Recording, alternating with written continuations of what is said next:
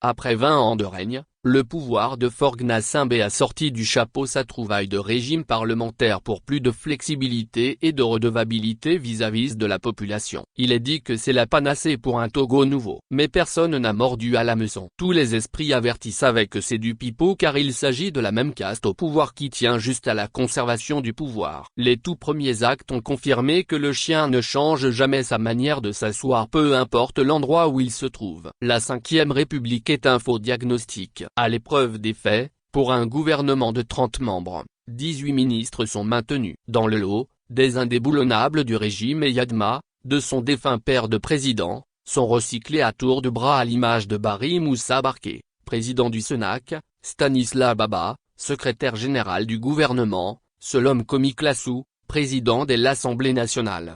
Les mêmes personnages qui n'ont fait que faire reculer le Togo sous les 38 ans de règne de Eyadema Gnassingbé deviennent les piliers du régime de son fils. Pour quel résultat? Il en est de même avec ceux qui sont venus au pouvoir avec lui en 2005. Incapables d'innover, Faure Gnassingbé est dans un recyclage sans fin. Comment les mêmes qui ont échoué ailleurs peuvent continuer de mériter la confiance du président du Conseil? Quid même du bilan du président Gnassingbé? Il s'agit d'une gérontocratie imbuvable à l'image du régime de Paul Biya au Cameroun. À 93 ans, ce vieillard a été réélu lundi 27 octobre 2025 pour son 8e mandat de 7 ans après 43 ans de règne. Faure Gnassingbé est bien sur les traces de Paul Biya avec les graves conséquences subséquentes. Le changement de régime avec les mêmes pratiques et les mêmes figurants du mélodrame, s'apparente à un fallacieux prétexte de conservation de pouvoir.